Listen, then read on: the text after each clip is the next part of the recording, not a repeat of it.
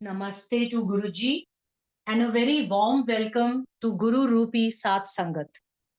Guruji only seeks one thing from us, our faith. When in human form, he always emphasized on practicing praying with our eyes on him, not on difficulties. He always made us believe that every pain we go through has a purpose, and there is no pain in this world that we cannot overcome with prayer. इबादत करन नाल ही गल बंदी है. To share with us one such journey of faith in our divine, in our God, in our Guruji Maharaj and his ibadat. We have amongst us Alka Taluja auntie. So without wasting any time, further ado, with folded hands and bowed head, welcoming Auntie Ji. Jai Guruji auntie. जय गुरु जी. Jai Guruji. जय गुरु जी aunty. एक minute, I'll switch on this thing. हाँ जी. Is it okay? You can hear me? Yes, auntie. Yes. Very much. Okay. Please go जय ahead. गुरु जी, संगत जी, and गुरु जी को और गुरु जी की आई संगत को मेरा प्रणाम. And it's Guru ji who decides किसने कब कहाँ कैसे जाना है और कहाँ सत्संग शेयर करना है, मंदिर में जाना है, सत्संग पे जाना है. हमारी डोरी जो है सब गुरु महाराज के हाथ में. He decides. So I thank गुरु जी कि गुरु जी ने मुझे आज मौका दिया कि मैं अपना सत्संग शेयर करूं, अपनी जर्नी शेयर करूं. सो thank you Guru ji once again for joining. सब सारी संगत जी को भी थैंक यू कि गुरु जी की महिमा सुनने के लिए. And I hope people will get reply out of it. गुरु जी कहते थे गुरबानी सुनने से और सत्संग सुनने से आपको अपनी बातों के जवाब मिलते हैं. सो आई होप कई लोगों को जवाब मिले आज. सो शुक्राना गुरु जी का. गुरु जी के साथ जुड़ने के बाद ऐसा नहीं है कि हमें प्रॉब्लम्स नहीं आती है संगत जी. क्योंकि कई लोग मुझे पूछते हैं आपको तो ऐसे कर दिया गुरु जी ने, हमारा नहीं किया. सारी प्रॉब्लम सॉल्व होती हैं. पहले वो लाइफ देते हैं, फिर बाकी की चीजें देते हैं, लेकिन टाइम और प्रायोरिटी गुरु महाराज की आती है होती है. वक्त से पहले कुछ नहीं मिलता, सब हमारे कर्मों का फल है. सो मैं अपनी जर्नी कैसे स्टार्ट करती हूँ कि इट वाज अराउंड 1997 जब मेरे अंकल को, he was posted in Bareilly, heart attack आया. बच्चे छोटे थे मेरे, तो I had no support there. So I requested his company, he was working with Bharat Petroleum, कि हमें दिल्ली ट्रांसफर कर दीजिए या नोएडा जहां भी ऑफिस हो उनका अवेलेबल हो. सो हमने रिक्वेस्ट किया उनको because my parents were in Delhi and I am born and brought up in Delhi. So I would get their support, that's why. तो खैर वो मैं हम कहते हैं, हमने कहा, हम कोई कहने वाले नहीं है. सारी जो प्लानिंग होती है वो हमारे गुरु महाराज की होती है. So why Guruji wanted us to come here? Because गुरु ने हमें अपने साथ जोड़ना था. वो गुरु जी की अपनी वो होती है कि किस संगत को किस टाइम कैसे जोड़ना है. So हम लोग दिल्ली ट्रांसफर होके आए. So मेरी आंटी हैं Asha Mehra aunty. She was chief income tax commissioner Delhi that time. तो वो गुरुजी के पास जाती थी और गुरुजी के पास संगत पे जाती होती थी. उनको किसी ने मिलाया था. She had few problems. तो हर कोई किसी ना किसी को प्रॉब्लम होती थी, तभी गुरु महाराज से इंट्रोडक्शन कराते थे. तो उनको भी कोई लेके गया. तो एक दिन गुरुजी ने उनको कहा कि आशा आंटी मैं तेरे घर नु आना bless Karan.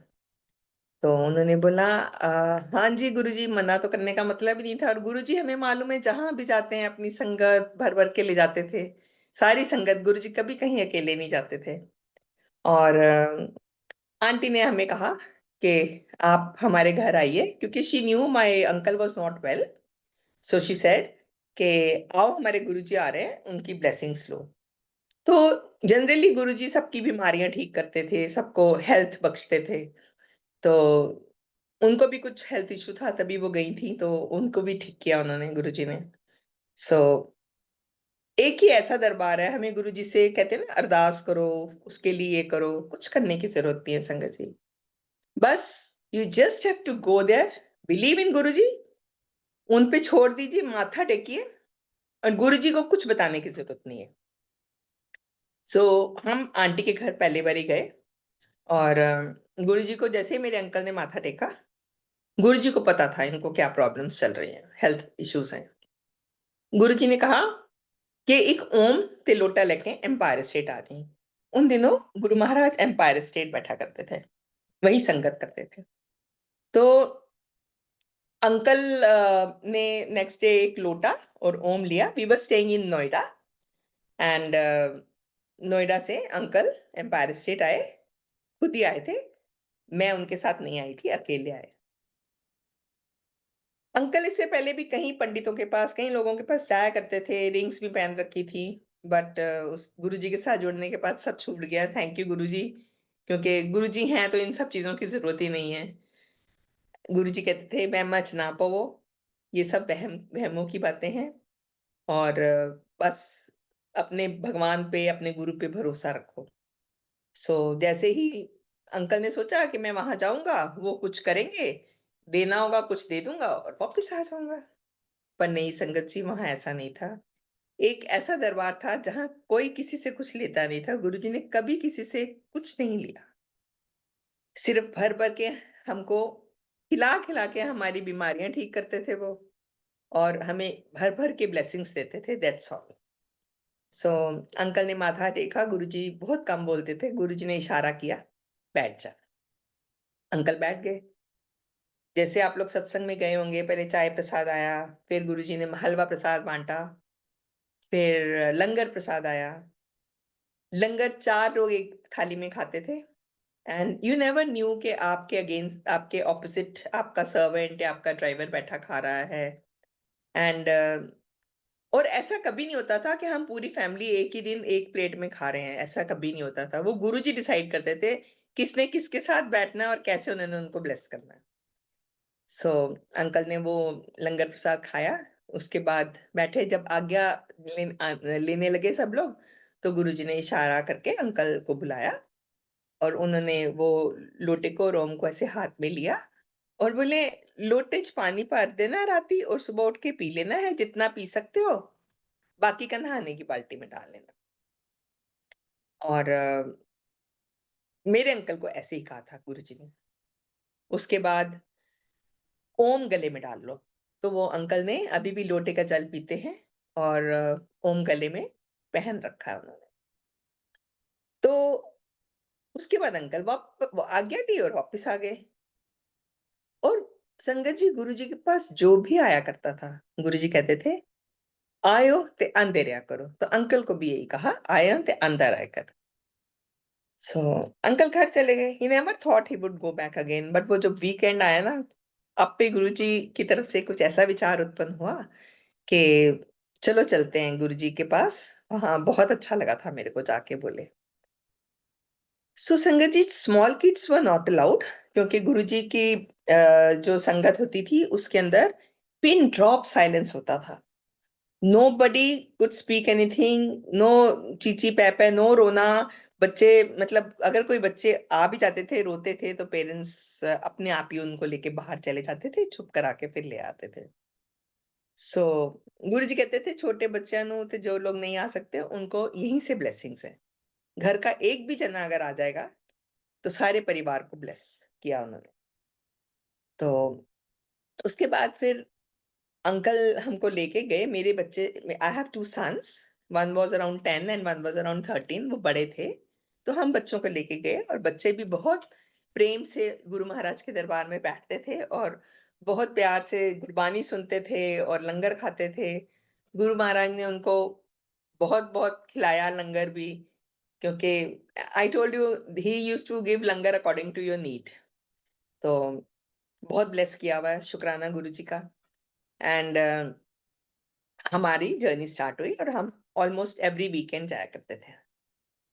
So now I share few instances जो हम लोग वहाँ गुरु जी महाराज के दरबार में हमने एक्सपीरियंस किए।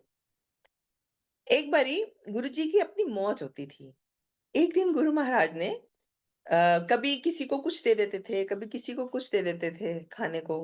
क्योंकि वो कहते थे कि मैं प्रैक्टिकली ट्रीट करदा वां, प्रैक्टिकल गुरु हां, प्रैक्टिकल ट्रीटमेंट करदा वां।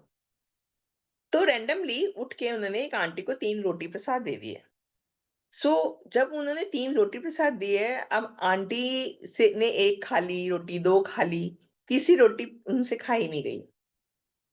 सो आंटी ने धीरे से इधर-उधर देखा कि गुरुजी या कोई देख तो नहीं रहा। 1 रोटी लास्ट रह गई उनकी, उसको फ़ोल्ड करी और उन्होंने पर्स में डाल ली और घर ले गई। So next time when she came, उन्होंने माथा टेका गुरुजी को, तो गुरुजी ने उसको बुला के कहा आंटी को, "इधर आंटी, तेरे गोडे कितना?" तो वो बोले कि मेरे गोडे गुरुजी 85-90% ठीक हो गए। जरा जो कोना रह गया, वो दुखदा हल्ले। तो मुस्कुरा के बोले गुरुजी, हाँ, रोटी प्लेट के पर्स छुपा के ले जाएँगी, तो गोडा कित्थों ठीक होएगा? So that day Guruji was treating her for her knees, उनकी नीज़ में प्रॉब्लम थी, तो गुरुजी ने वो उनको रोटी, उनकी प्रसाद, उनका ट्रीटमेंट दिया था। पर वो आंटी ने क्या किया, 1 रोटी रख ली, तो उनका उतना ही पार्ट घुटने का रह गया। सो आज भी मैं मानती हूँ कि अगर हमें कहीं से सत्संग में या मंदिर में एक्स्ट्रा प्रसाद मिलता है, तो दैट इज़ आवर ब्लेसिंग्स। वो गुरुजी के हुक्म से ही सेवादार देते हैं।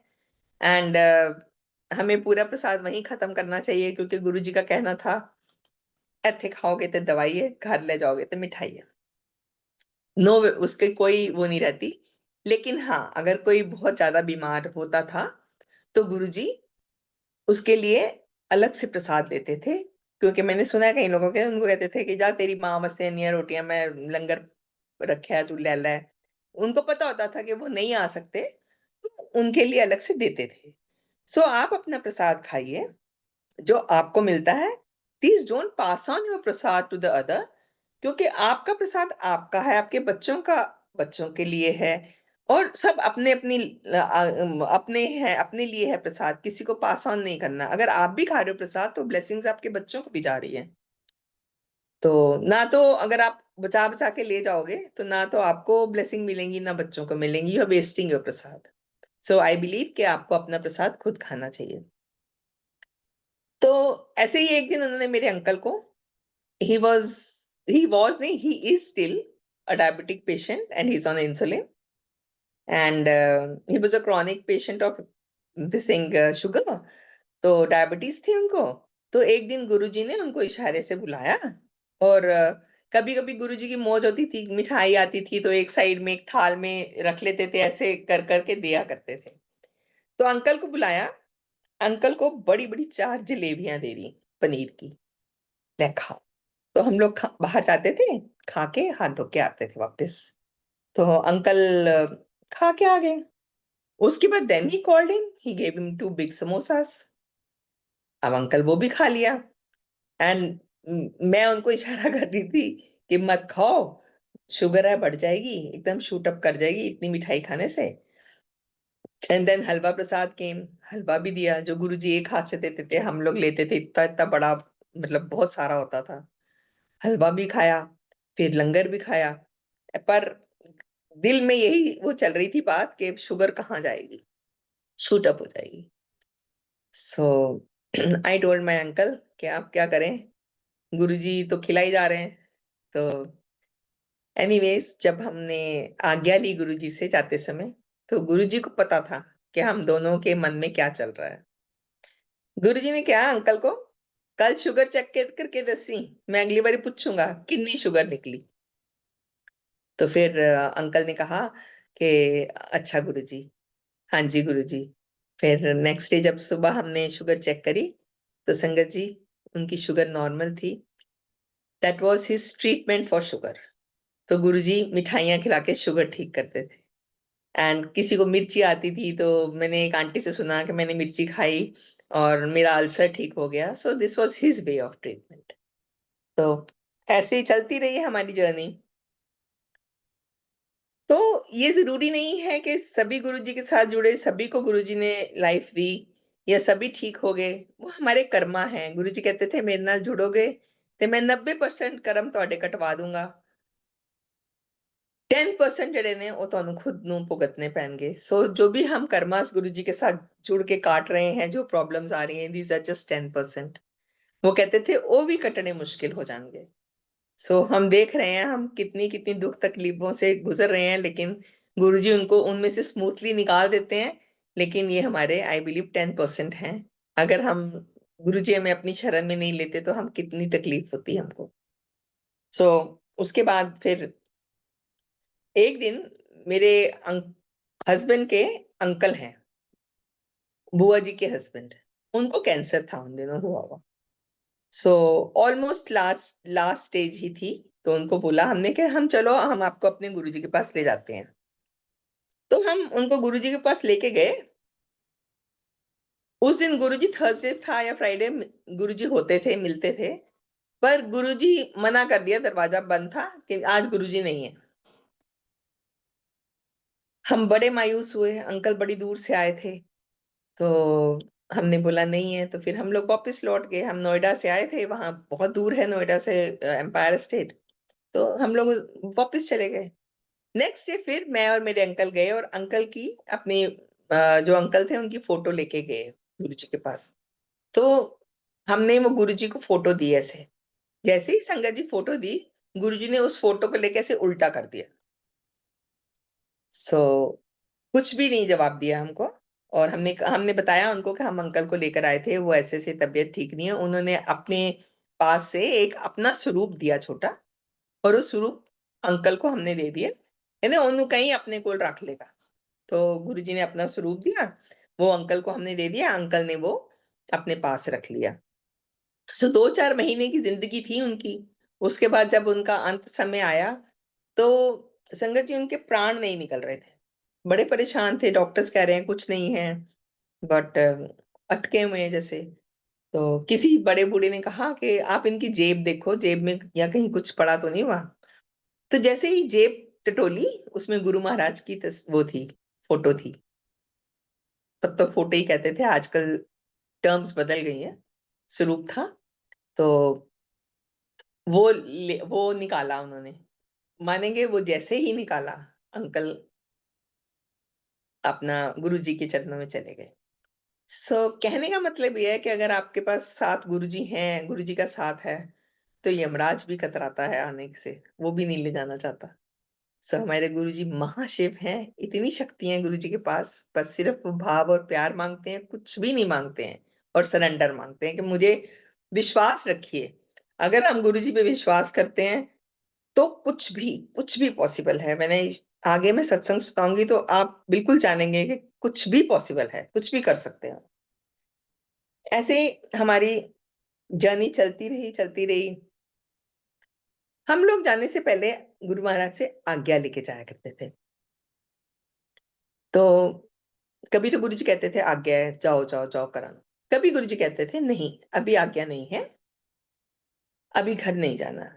तो गुरुजी संगत शाम को करते थे, क्योंकि उनका कहना था कि पहले अपने घर के सारे काम काज खत्म करके, ड्यूटीज ओवर करके फिर आओ, फिर फ्री होके आओ।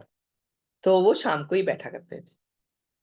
तो हम लोग आज्ञा लेने लगे, इट वॉज ऑलरेडी मिडनाइट। तो एक दिन उन्होंने कहा नहीं, हल्ले नहीं जाना, क्योंकि अगर नहीं जाने को कहते थे गुरुजी, इसका मतलब रास्ते में कुछ अड़चन होती थी, जो गुरुजी को दिख रही होती थी कि ये जाएंगे तो इनको, मेरी संगत को कुछ प्रॉब्लम होगी। तो इसलिए वो हमको रोक लिया करते थे। So when we would go back, हमें दिखता था या तो कोई एक्सीडेंट हुआ हुआ है, या तो ट्रैफिक जैम है, हमने घंटों लाइनों में खड़े रहना था। तो गुरुजी अपने पास बिठाए रखते थे। जब उनको लगता था रास्ता क्लियर हो गया, देन ही वुड से चलो जाओ जाओ करानो जाओ। So we would go. ऐसे ही एक दिन हम आज्ञा लेने लगे। बड़ा मंदिर ऑलमोस्ट बन चुका था, और उन दिनों गुरुजी किसी किसी संगत को बड़ा मंदिर दिखाने ले जाते थे, चलो मंदिर चलेंगे। सो वन डे हमने जब आज्ञा ली, तो गुरुजी ने कहा कि अपा बड़े मंदिर चलेंगे, आज घर नहीं जाना। तो गुरुजी को वी कुड नॉट से नो टू गुरुजी। तो गुरुजी अपनी गाड़ी में, हम लोग की गाड़ियां पीछे पीछे। वी रीच बड़ा मंदिर फ्रॉम एम्पायर स्टेट।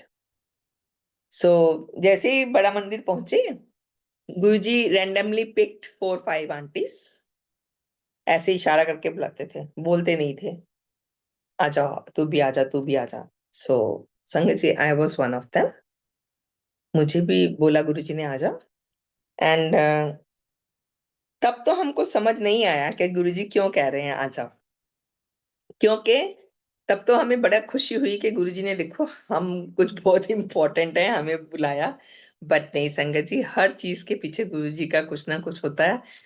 तो मुझे लगता है कि जिन प्रॉब्लम से मैं गुज़री, शायद वो आंटियाँ भी गुज़री होंगी। उन दिनों हम लोगों के बीच में कोई इंटरेक्शन नहीं था। We didn't know each other by name. हम सिर्फ़ इतना जानते थे कि ये गुरु महाराज की संगत है और ये गुरु महाराज के दरबार में आते हैं। अगर आज आप पूछो वो आंटियाँ कौन हैं, तो मैं नहीं जानती उनको। बिकॉज़ कोई सोशलाइज़िंग नहीं थी, कोई एक्सचेंज ऑफ फ़ोन नंबर्स नहीं थे, कुछ नहीं था उस ज़माने में। सो गुरुजी ने हमको कहा कि चलो मैं हमारे साथ, और बाकियों को कहा चलो, चलो ए मंदिर है देखो, आपे देखो। तो हम अपने आप को बहुत वो समझ रहे थे, पर नहीं, गुरुजी की बात कुछ और थी। गुरुजी हमें अंदर लेके गए। गुरुजी ही touched those leaves of the plants, कहते देखो इत्थे दी एक-एक पत्ती बोलूगी। व्हाट वी अंडरस्टूड कि बहुत ग्रीनरी रहेगी। जिसने मंदिर देख रखा है, we all know it's such a beautiful temple. Guruji हमारे लिए हरा-भरा छोड़ के गए हैं, बहुत सुंदर है। And then we go inside. मंदिर के जब अंदर स्टेप्स चढ़ के अंदर जाते हैं, it's in a form of Shivling. So that Shivling, Guruji ने अंदर जाके कहा, "ए वेख्या शिवलिंग?" मैंने कहा, "हाँ जी गुरुजी।" बोले, "इत्थे मैं 12 ज्योतिर्लिंगां दा सार पाया। इधर आने के बाद कहीं भी और जाने की जरूरत नहीं। You don't have to go anywhere. It is an ultimate ultimate powerful mandir Guruji ने हमारे लिए छोड़ा है।" एंड गुरुजी ने कहा, इसके आगे से भी जो निकल जाएगा, यदि अग्गों में जो निकल जाएगा, उन ब्लेसिंग्स। सो गुरुजी, हमने देखा कि पैंडेमिक में जब कोरोना हुआ, मंदिर बंद था, हम लोग सब बाहर से ही माथा टेक कर आते थे, बाहर से ही दर्शन करते थे गुरुजी के मंदिर के। एंड गुरुजी ने हम लोगों को बिल्कुल ठीक-ठाक रखा। दुनिया को कुछ-कुछ हुआ, हम लोग बिल्कुल ठीक थे। गुरुजी ने आप पे हमारा ध्यान रखा। सो थैंक यू गुरुजी।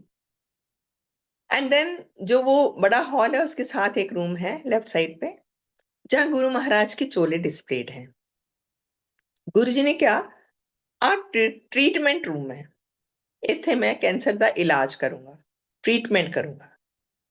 तो बैकयार्ड दिखाया, उसके बाद हमको छुट्टी दे दी।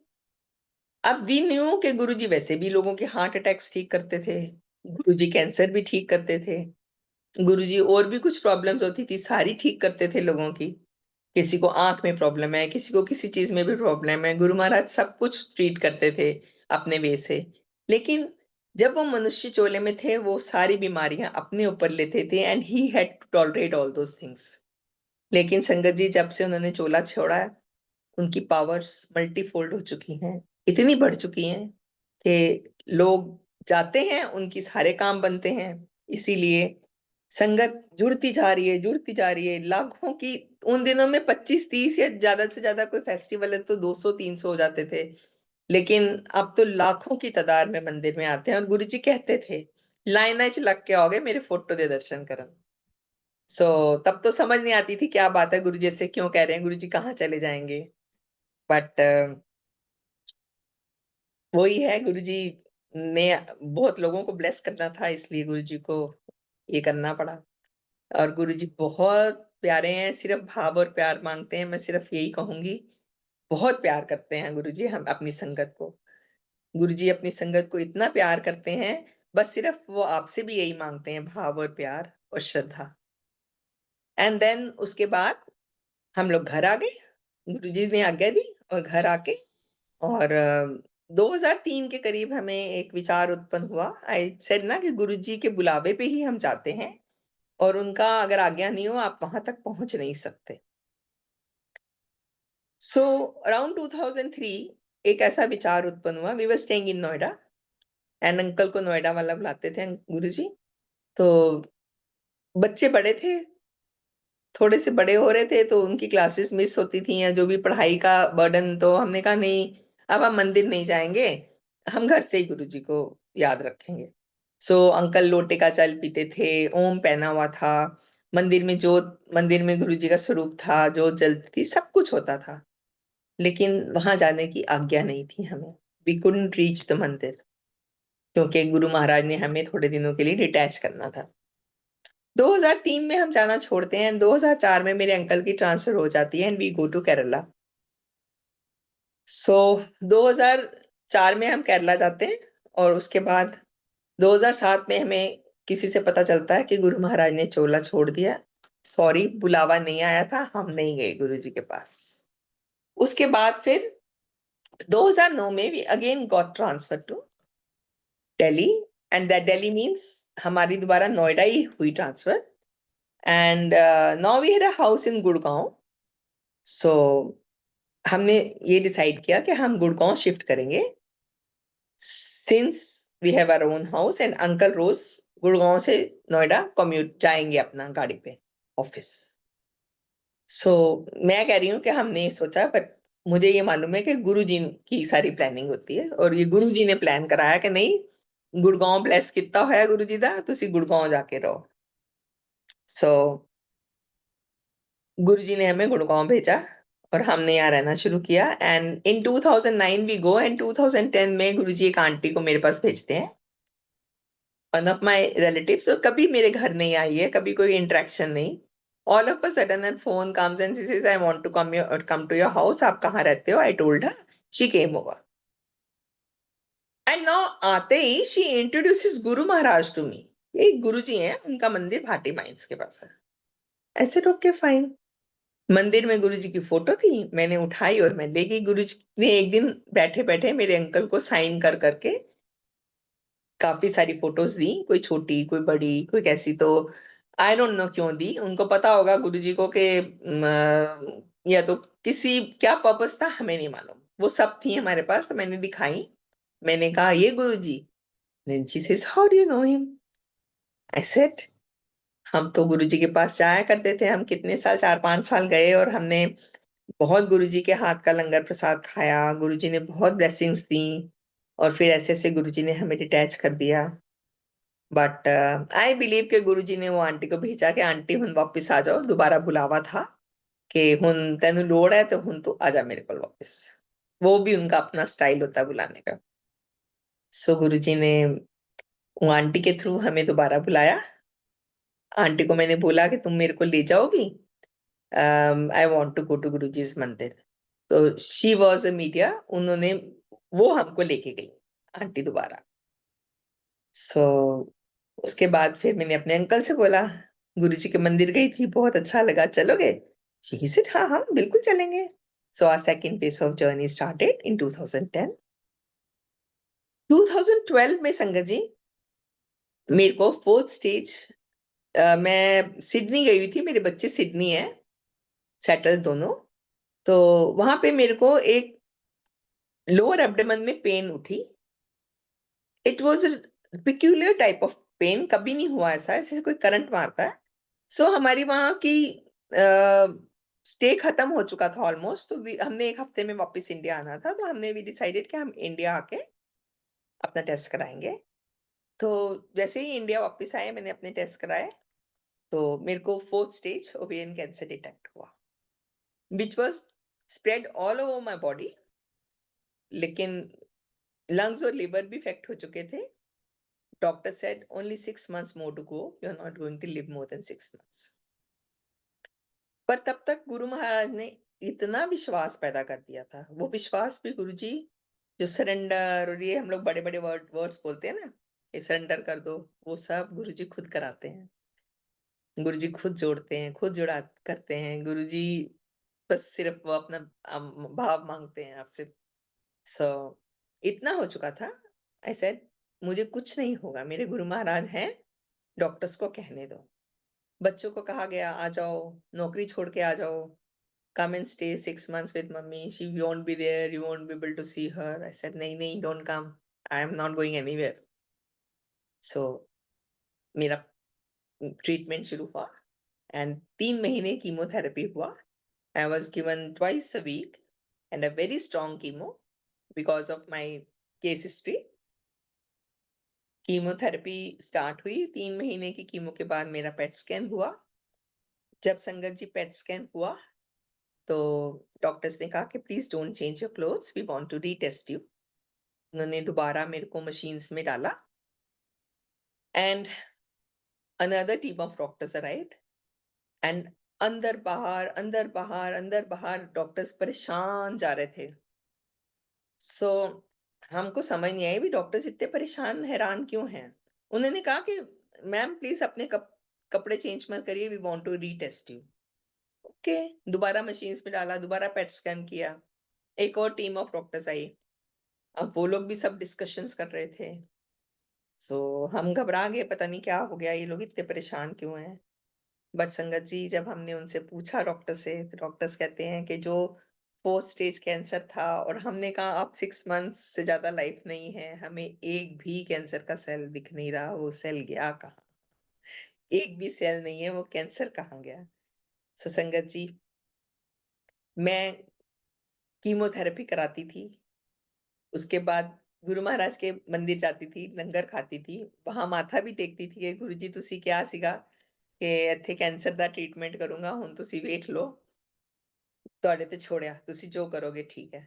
एंड उसके बाद मेरे को कई चीज़ें अलाउड नहीं थी खानी, लाइक सैलेड्स एंड चटनीज़ होती हैं गुरु महाराज के उसमें, इस लंगर में, लेकिन मैं तो खाती थी क्योंकि वो तो मेरे गुरु महाराज का अमृत प्रसाद है। एंड उसके बाद मेरे को डॉक्टर्स ने बुला के बताया कि हमें एक भी सेल नहीं मिला कैंसर का, कैंसर कहाँ गया हमें समझ नहीं आई। But as per medical science we don't believe in all this. So every disease has a course, इसका भी एक कोर्स होता है। तो 1 महीने के गैप में उन्होंने मेरा बहुत बड़ी सर्जरी करी। सर्जरी करने के बाद उन्होंने मेरा यूट्रस निकाला, अम, ओवरीज़ निकाली एंड लार्ज इंटेस्टाइन्स की फैटी लेयर्स निकाली, और उसके बाद फिर 3 महीने और कीमोथेरेपी दी मेरे को।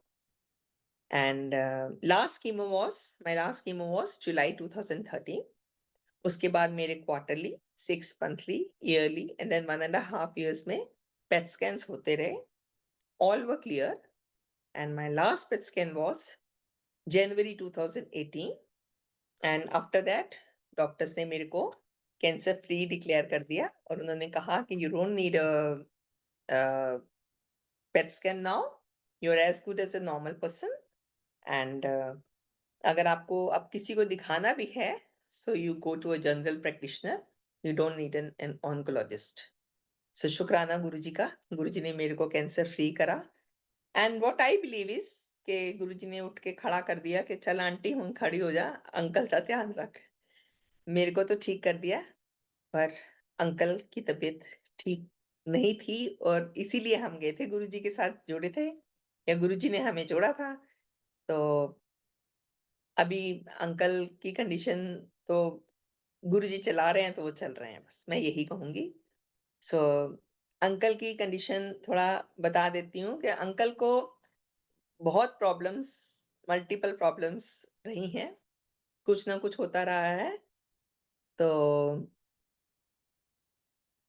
अंकल को क्या हुआ, एक बारी तो मैं एक सत्संग सुनाती हूँ कि एक बारी अंकल को हम लोग 7-8 साल पहले कहीं घूमने गए थे बच्चों के साथ, तो अंकल को पैर में एक छाला हो गया। सो जब घर आए तो उसमें पस हो गई, तो आई थॉट हम डॉक्टर को दिखाते हैं, तो डॉक्टर ने बोला कि गिंग्रीन है ये तो हम डॉक्टर को दिखाने गए, और डॉक्टर बोलता है, "अभी देखो गिंग्रीन का तो एक ही इलाज है, इम्प्यूट करना। जिस पार्ट में गिंग्रीन है उसको काट के फेंक दो।" अब अंकल की कनेक्टिविटी अपनी है, मेरी अपनी है। अंकल ने गुरु महाराज को आँखें बंद करके कहा होगा कि गुरुजी उन्हें अंगूठे च नहीं कटना चाहिए था, क्योंकि डॉक्टर कह रहा था अंगूठा काटना पड़ सकता है, और अगर पैर तक पहुँच गया तो वो भी लेट्स सी, वो हम रिपोर्ट टेस्ट करेंगे फिर पता चलेगा। तो अंकल ने सिर्फ इतना कहा, "गुरुजी ये नहीं कटना चाहिए था।" इतनी देर में डॉक्टर मुझे कहता है कि मैम आप ना इसका एक एक्स-रे निकलवा लो पैर का। I said ओके, मैं अंकल को लिया एंड एक एक्स-रे निकलवा के ले आई उनका। जब एक्स-रे निकलवा के लाई, तो he sees the x-ray and he says can you go to orthopaedic surgeon and उनको जरा दिखाओ। डॉक्टर ने फोन कर दिया कि ये जरा देखना। ऑर्थोपेडिक सर्जन ने देखा, वो देख के कहता है डॉक्टर को फोन करके कि जो फुटबॉल प्लेयर्स होते हैं ना, वो लोग किक मारते हैं पैर से, तो उनकी अक्सर हड्डी टूट जाती है और गल भी जाती है अंगूठे की। सो क्या होता है, मैक्सिमम लोगों की ना वो बोन्स निकाल के हम लोग ऑपरेट करके फेंक देते हैं, तो फिर अंगूठा ठीक हो जाता है। उन्होंने बोला अच्छा ठीक है, पर वो बोला कि ये गिंगरीन है, ये अंगूठे की हड्डी ऐसे नहीं टूटी है और वो गल गई थी, बोन जो थी। तो उसने कहा ओके, एक बारी करके तो देखो, second option is always there impute करने वाला। तो डॉक्टर ने फिर हमसे पूछा, क्योंकि ओटी का खर्चा ये है, हमने कहा हाँ हाँ गो अहेड, जो डॉक्टर साहब ने कहा करके देख लीजिए, एक बारी ट्रायल मारते हैं। सो संगत जी नेक्स्ट डे डॉक्टर ने बुला के अंकल का एक छोटा सा अंगूठे में कट डाला पैर के, बोन निकाल के फेंक दी, और इस बात को 8-9 साल हो गए हैं, अंकल का अंगूठा ठीक ठाक है। सो गुरुजी से कुछ भी सोचो आप मन में, गुरुजी उसको पूरा करते हैं। तो नाउ मैं अंकल की कंडीशन बताती हूँ एट प्रेजेंट, और एक कुछ देर पहले का ही सत्संग सुनाती हूँ। सत्संग तो बहुत है। अंकल बीमार हैं, अंकल को की हार्ट जो है 25% वर्क कर रहा है, तो इसलिए उनके लंग्स में पानी भर जाता है। वाटर रिटेंशन के कारण फिर ब्रेथलेसनेस हो जाती है और काफी प्रॉब्लम होती है। ऐसे ही कोरोना पीरियड में भी उनको काफी प्रॉब्लम हो गई थी। तो 2020 की बात है। It was end of March I think, और 24 मार्च, मुझे डेट भी याद है। अंकल को बहुत ब्रेथलेसनेस हो गई, लंग्स में पानी भर गया, और मैंने कहा कि मैं अंकल को एम्बुलेंस बुलाती हूँ। तो अंकल ने कहा जब तक तुम एम्बुलेंस बुलाओगी तब तक तो मैं रहूंगा नहीं, I can't reach hospital in ambulance. So then I called few people and बाहर से उन्होंने अंकल को उठाया, मेरी कार में डाला, I took him to the hospital, और वहां उनको करा।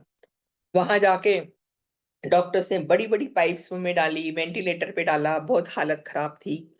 और इधर से कोरोना कोरोना कोरोना शुरू हो गया था, एंड दे वांटेड खाली बेड कोरोना पेशेंट्स के लिए। तो अंकल को कोरोना नहीं था, it was due to his heart, water retention in his lungs, लेकिन कंडीशन उससे भी बदतर थी। तो डॉक्टर्स ने कहा कीप योर फिंगर्स क्रॉस, कुछ भी हो सकता है। फ्लाइट्स बंद हो चुकी थी, मेरे बच्चे दोनों सिडनी रहते हैं।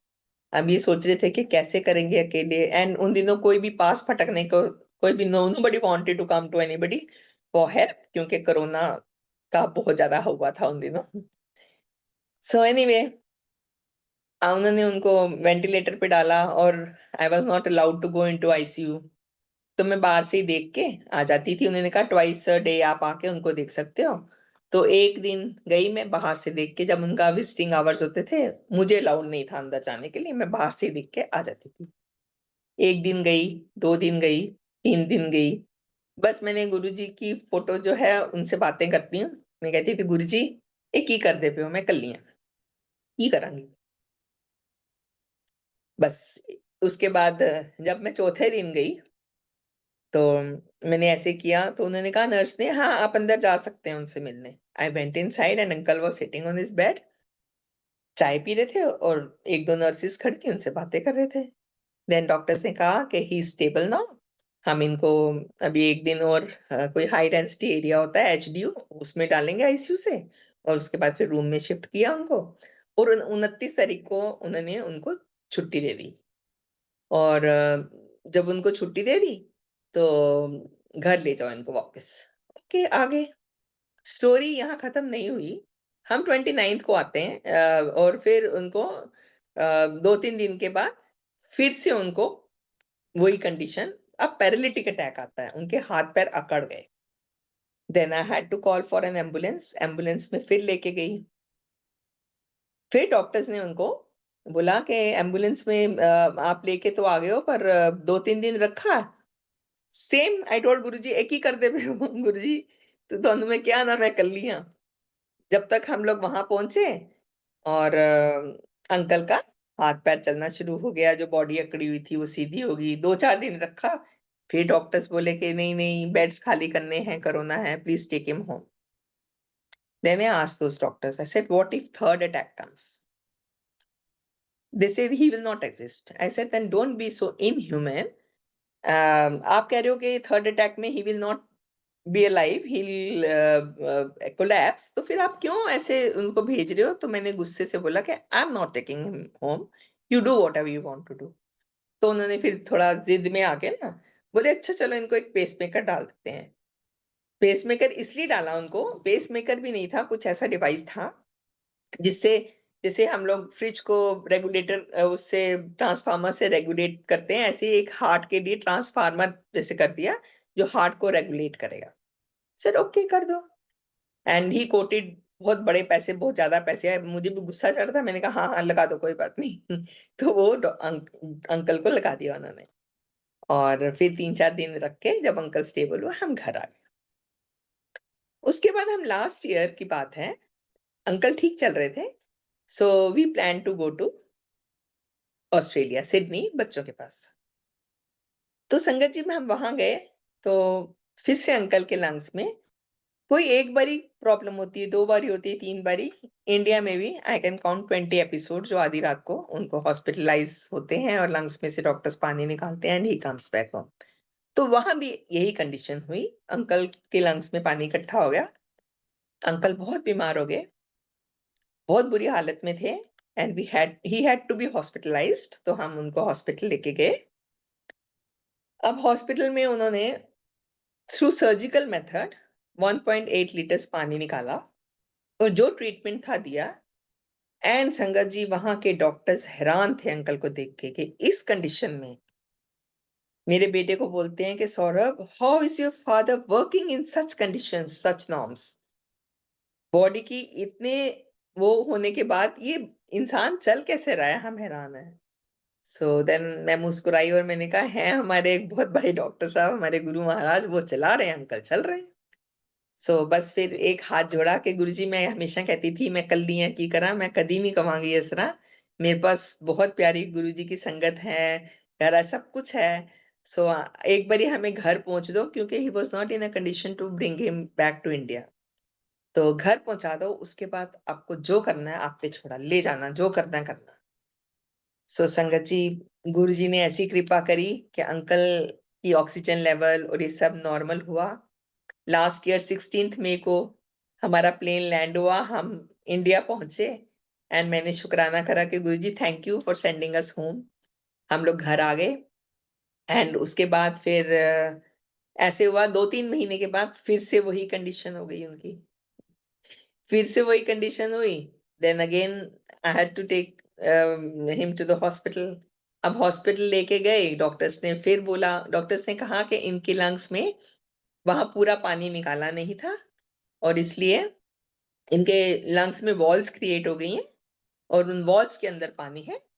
अगेन 2 लीटर पानी निकाला उन्होंने, उनको सर्जिकल मेथड से वॉल्स को क्रैक किया पहले. And then he was kept in 10-15 days in the hospital. After that थोड़े से वो ठीक हुए और घर पहुंचा. अब घर आने के बाद फर्स्ट टाइम हम लोग गए डॉक्टर को दिखाने. एक बार ही जाते हैं सर्जरी के बाद.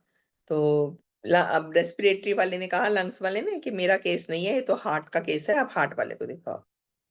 अब संगत जी हार्ट वाले को दिखाया तो हार्ट वाले ने कहा, हम जितना ट्रीटमेंट कर सकते थे हमने कर दिया उनका. उनकी 3 एंजियोप्लास्टीज हो चुकी हैं, एक बेलूनिंग कर दी हमने, उसके बाद ओपन हार्ट सर्जरी करी, उसके बाद पेसमेकर लग चुका है. जितनी मेडिसिन दे सकते थे दे दिया है.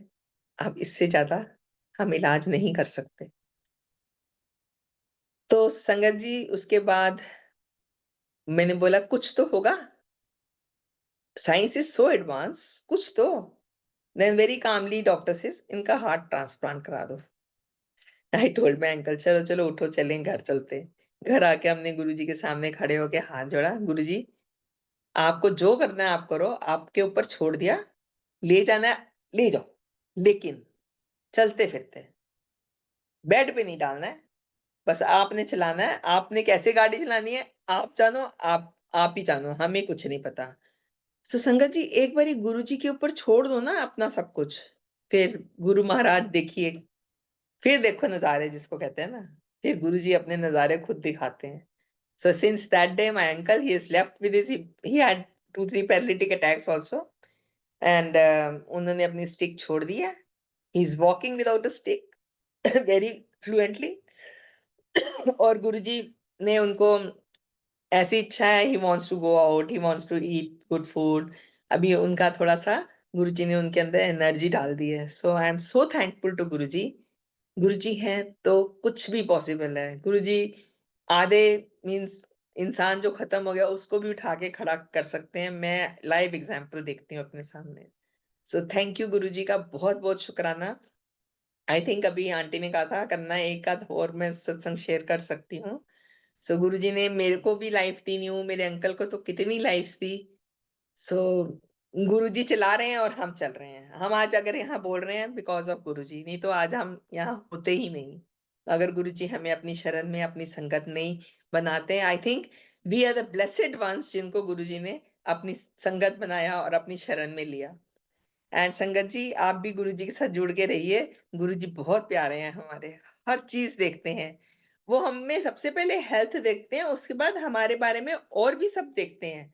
आई बिलीव जिसके घर में गुरुजी हैं और जो गुरुजी को मानता है, उसके घर में कोई गलत आदमी घुस नहीं सकता, किसी की मजाल नहीं है कोई अंदर घुस सके।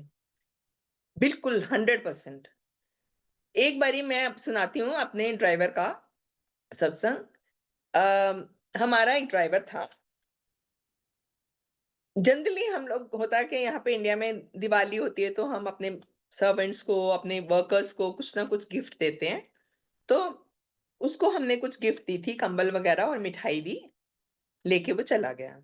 एक्चुअली वो हमें गुरुजी के बड़े मंदिर लेके जाया करता था और हम उसको कहते थे कि बेटा तू भी गाड़ी पार्क करके अंदर आजा, तू भी लंगर खा ले। तो वो क्या करता था, वो भी अपना जैसे लोग जाते थे, गुरुजी को हाथ जोड़ता था, अंदर जाके लंगर खा के आ जाता था। अब आई डोंट नो उसकी क्या उसने उसके मन में सोच थी, क्या नहीं थी। तो दिवाली पे हमने उसको गिफ्ट दी, तो 1-2 दिन के बाद आके कहता है, आके रोने लगा और बोलने लगा कि मैं आपके घर काम नहीं करूँगा, मैं आपके घर काम नहीं करूँगा। हमने बोला, "भाई बताओ क्यों, क्या हुआ? क्यों काम नहीं करोगे तुम हमारे घर?" बोला, "बाबा मार डालेगा, बाबा मार डालेगा।" सेड, "कौन बाबा मार डालेगा?" तो गुरुजी की फ़ोटो दिखाने लगा, कहता है, "मेरे को रात को ड्रीम दर्शन हुए थे, जिसमें गुरुजी ने ना इनके तो बाल नहीं है, उनके बड़े-बड़े बाल थे और आंधी-तूफ़ान आ रहा था एंड गुरुजी ने मेरे को आंधी में धकेला और बोले कि तू यहाँ से भाग जा, पीछे मुड़ के नहीं देखना, अगर तूने पीछे मुड़ के देखा, मैं तेरे को छोड़ूँगा नहीं। तो मेरे को तो मैं आपके घर काम नहीं करूँगा। हमने फिर पूछा उससे, चुप कराया उसको, बोला, "बेटा बता बात क्या है? Why are you crying?" Then he committed कि मेरा कुछ बैड इंटेंशंस थी। ही थॉट कि हम लोग अकेले रहते हैं यहाँ, कोई है नहीं है हमारे साथ। उसको क्या पता गुरुजी हमारे साथ हैं। तो इनको मैं कुछ हार्म पहुँचाऊँ, उन उसने किसी अपने फ्रेंड्स के साथ प्लान बना के हमको मारने का या लूटने का प्लान बनाया हुआ था। तो गुरुजी ने उसको कहा कि तू भाग जा यहाँ से, वापस मुड़ के मत देखियो, नहीं तो मैं तेरे को छोड़ूँगा नहीं। एंड संगत जी उसके बाद वो हमें दिखाई नहीं दिया, वो सब जो भी यहाँ छोड़ गया और वापस मुड़ के हमने उसको नहीं देखा, भाग गया वो यहाँ से कि मैं तुम्हारे घर काम नहीं करूँगा, नहीं तो गुरुजी मार डालेंगे मेरे को। सो गुरुजी हैं तो कुछ भी पॉसिबल है। गुरुजी हैं तो गुरुजी पहले हमें हेल्थ देते हैं, उसके बाद पूरा ध्यान रखते हैं हमारा। बस सिर्फ सरेंडर, विश्वास और श्रद्धा माँगते हैं। गुरुजी कभी कुछ नहीं माँगा, गुरुजी ने कभी किसी से कुछ नहीं माँगा। सो शुकराना गुरुजी का, जिन्होंने आज मुझे मौका दिया अपना सत्संग शेयर करने के लिए और शुकराना आप सबका। आई होप आपको जवाब मिले होंगे सत्संग से एंड मुझे लगता है कि मुझे अब यहीं पे अपना सत्संग के लिए आप लोगों से आज्ञा लेनी पड़ेगी। शुकराना गुरुजी का, शुकराना संगत जी।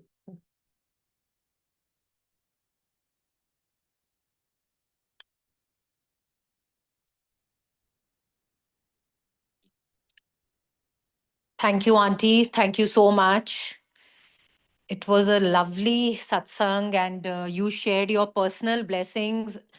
And I myself have got a lot of answers. And Okay, great. what faith you have, like, going through such a tough health journey and still having full surrender and faith in Maharaj. And that is what Maharaj wants from all his Sangat. So thank you so much for taking this seva of sharing. And thank you, Sangat ji, for joining. We will see you all next Saturday. Jai Guruji. Jai Guruji. Jai Guruji.